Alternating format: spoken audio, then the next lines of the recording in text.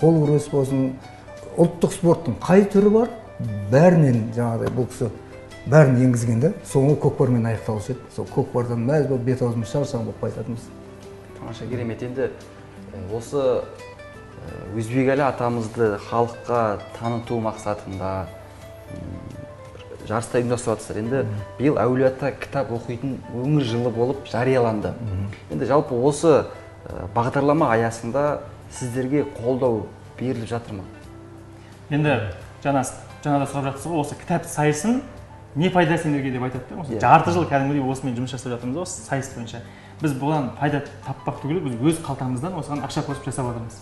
Яғни қоғамға да бір үлесімізді қосайық деген мақсатта. Жаңа айтып жатырмыз ғой, Алматы Астанада да көрдік, Америка, Еуропаны да көрдік. Енді содан не пайда деген сияқты жаңағы бесен және болмысты оқығаннан, мынаны оқығаннан елге қызмет деген дертті өзімізге сондай жұқтыртуға тырысып жатырмыз. Және де сол мақсатта өз білім тәжірибемізді, қаражатымызды шығарып тұрып осы сайысты жасап жатырмыз. Және де осы біздің өркениет адам кітап клубымыздың мүшелері бар, олар да қолдан келгенше көмектерін жасайды. Бір-екі жаңағыдай спонсорлар да бар. Бірақ енді қазіргі уақытта айтайық, осы істі қолдаймын деген, мысалы әкімшіліктен болсын, жеке кәсіпкерлер болсын, осы кісіні танитын тұлғалар болсын, қолдаймын деп жатса ешқандай қарсылығымыз жоқ. Тамаша. Ал енді адамның бойында ұлтжандылық пен ұлтқа қызмет дейтін бір ұлы мақсатты арқалау үшін оның бойында қандай қасиеттер табылуы қажет және оған біз қалай алғашқы қадамдарды жасай аламыз? Адамның көкірегінде осы бір мақсатты қалай оятамыз? Қазір жастарға мәдени әлеуетін, рухани әлеуетін арттыру үшін осы Өзбекәлі кітап шықты ғой. Осы Өзбекәлі кітабының ішінің бәрін оқып шықса, мына кісінің бойындағы күллі жаңағыдай қазаққа тән ерекше қасиеті, адамдармен коммуникация қалай араласады, қалай өзінің сөзін өткізіп, және ол арбада сынбайды, өгізде өлмейтін қылып алып шығудың жолдарын үйренеді мына кітапты оқып. Сол мақсатта да жаңа ақша шығарып оқып жатырмыз. Пайда ойлама, ар ойла біздің мақсатымыз. Абай айтпақшы, Шәкәрімнің сөзі бар. Жайнар көңіл, қайнар өмір, ар ілімі оқылса дейді.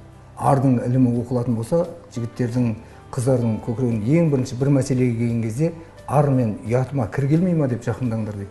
Бір іс-әрекет істегенде Абай. Сол айтқандай біз ар мен ұяттың жетегінде жүретін жастарды көбейтсек деген ниетпен тұлғаларды үлгі қылып, одан бөлек Қаныш Сәтбаев және ғылыми майдан деген кітап бар. Оның презентациясын жасап өткізіп осы жерде бәріміз жабылып жүріп 1000 адамға. 1000 адам келіп, 300 адам сыймай өкпелеп кетіп қалған ғой. Біз стадионға жасауымыз керек екенін ойлап қалдық сол кезде.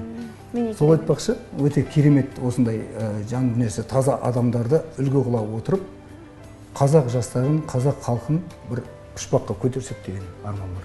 Жақсы, тамаша. Енді бүгін студиямызға осы 2 кітапты алып келдіңіздер. Мәдени майдан, сосын тағдыр тағылымы. Жалпы жарыстың ішінде 2 кітаптың қайсысынан көбірек сұрақтар келеді? Мәдени майдан немесе тағдыр тағылымы? Бұл енді кітап сайыстар бойынша тест жасайтын өзім. Бұған келгеніміз жаңағы осыдан бірнеше жыл бұрын тұлға боламын деген кітап сайысы болған. Сол жерде біз маған сәті түсіп, бір айда 100 000 адамға тест құрастыратынымды, 4 кітаптан, 5 кітаптан бірнеше ай бойы сондай жұмыс жасағам. Кейін сол тәжірибемізді міне осы Жамбыл облысына әкеліп жатырмыз. Енді тесттің бізде сұрақтың барлығы тек осы кітаптан ғана келетін болады. Бір кітаптан ғана. Бір кітаптан ғана. Себебі елді шатастырмау үшін бір кітаптан ғана, интернеттегі ақпараттардан, басқа кітаптардан емес, тек осы кітаптың ішіндегі міне кез келген жерінен тест сұрақтар келуі мүмкін. Енді бір былай болсыншы, бір сұрақты айтып өте аласыз ба? Мысалы, осындай сияқты сұрақтар болады деген сынды. Мысалы, белгілі бір оқиғалардан алына ма, әлде мен мысалы кітап клубына қатысқан кезде біз енді бір детальды сұрақтарды талқылайтынбыз, адамның назарын, фокусын қою үшін, мысалы, ана кейіпкердің киімі қандай деген сынды. Сондай сұрақтарды да мен кездестіргем. Енді сіздердің шамамен осындай сияқты сұрақтар болады деп айта аласыз ба? Жаңа айтып тұрмын ғой, тест құрап, осы сайыс ұйымдастырудан біраз тәжірибем бар. Енді бастапқыда бізде де болған, ананың түсі қандай, ананың андай қандай деген сияқты қатты мән мағынасы жоқ сұрақтар қоядыңыз. Қазір соңғы кездерде мен әр сұрақ қойған кезде адамның жүрегін дір еткізіп жіберетін сондай маңызды, мәнді, мағыналы ой салатын сұрақтарды қоюға тырысамын. Яғни бұның ішіне бір рет қана кездесетін кішкентай детальдер ондай болмайды. Тестке қатысушылар шошымасын. Бұның ішінде ең мәнді, адамға пайдалы ой салатын жерлерінен құрастырамын. Ең үлкен бұның жетістігі человеческий фактор жоқ та, адам фактор жоқ. Қол көтеріп 9 балл, 10 балл, 8 балл деп отырмайды. Өкпелеп кетіп, ренжіп кету деген жоқ. Секундомермен барлығын көрсетеді, 50. Бәрі әділетті түрде. 50 сұрақтың. Ал енді сұрақтың жауап нұсқалары бола ма, әлде әр сұраққа адам өзі жауап бере ма? Бұны тест форматында жасаймыз, себебі бір уақытта көп адам қатыса алу үшін сол ыңғайлы екен. Яғни сұрақты оқиды, нұсқалар тұрады, белгілейді, ABCD деген сияқты біреуін белгілеп сөйтіп жасайды. Жылдамдыққа және жауаптың дұрыстығына назар аударасыздар. Және мысалы қандай сұрақтар деп айтсыздар ғой, оның ішінде мынандай маңызды сұрақтардың бірі тайқазан жайында айтқым келіп тұр да. Бір-екі детальдар айтып өтейін, сол кейін тесттерде, дайындық тесттерде, қорытынды тесттерде келуі мүмкін. Мысалы қараңыздар, атақты Әмір Темір осы Тайқазанда, Түркістандағы Тайқазан, мына жақта Өзбек ел Жәнібек және де Санкт-Петербургта Эрмитаж бар да. Соның барлығын байланыстыратын бір оқиға бар екен да. Ол Әмір Темір 1399 жылы осы ерекше әдіспен сол Тайқазанды соқтыртады. Сөйтіп Түркістандағы Қожа Ахмет Яссауиға мұра етіп қазақ жеріне тапсырады. Сөйтіп жүрген кезде 1935 жылы Эрмитаждықтар бір мәрте бере тұрыңдаршы, біз көрмеге апарып әкелеміз дейді, алып кетеді. Сол бойынша жоқ болады, себебі одан кейін 37-38-де, 41-45-те не болған бәріміз білеміз, оны іздейтін, жоқтайтын ешкім болмайды.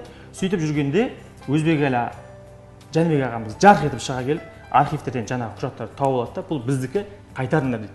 Олар бірден қайтара салмайды әрине. Сол кезде бүкіл әдіс тәсілдерді қолдану арқылы Тайқазанды қайтармақ түгілі, анау Эрмитаждың есік терезесіне сыймайды екен, қабырғасын бұзып тұрып, қазақ жеріне қайтадан әкелген екен. Міне осындай мәнді мағыналы жерлерден тест сұрақтар болады.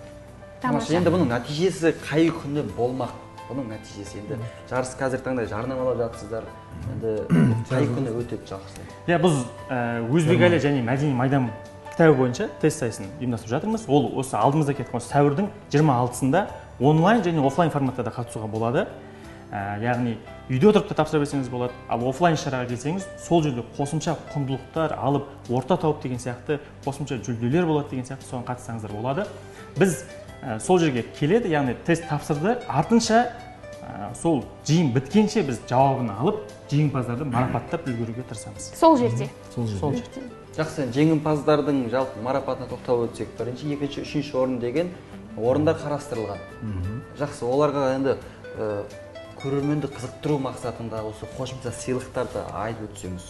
Жақсы, бас жүлде миллион теңге. Енді одан кейінгі жүлделер, немесе жалпы жүлде қоры миллион теңге. Жалпы жүлде қоры миллион теңге. Жалпы жүлде қоры миллион теңге. Біз одан бөлек бұл енді мәдени майдан болып тұрғандықтан, яғни мәдениетке біз қалай әсер етеміз деп, біз қосымша мысалы Жамбыл облысына экскурсиялар, яғни мәдениетке не қатысты, біздің спорт, ұлттық мәдени нәрселерді соған қоспақшымыз да, яғни бәлкім Түркістанға саяхат, бәлкім Самарқандқа саяхат, бәлкім Жамбыл облысына саяхат деген ұлттық спорттарға ойындар, ұлттық бір Өзбек елінің тақиясы деген сияқты қосымша сыйлықтарды жасауға ниетіміз бар. Тамаша, керемет. Студиямызға келіп, осылай сүбелі сұхбат өткізуге мүмкіндік бергендеріңіз үшін көп-көп рахмет. Өзіміз де біраз ақпарат алып қалды. Мына кітапты оқуға деген бір өзіміздің де бір шабытымыз ашылып қалды десем де артық айтқаным болмас. Көп-көп рахмет айтамыз. Сіздерге тағы бір айтып кететін жағдай. Мына осы кітап таратушы кісінің бірімін. Жамбыл облысы бойынша мен. Сондықтан мына Өзбек ел және мәдени майдан деген кітапты сіздердің шығармашылық ұжымдарыңызға арнайы сыйлық ретінде тартайын. Әрқайсыңыз біріңіз оқып, Өзбек ел сияқты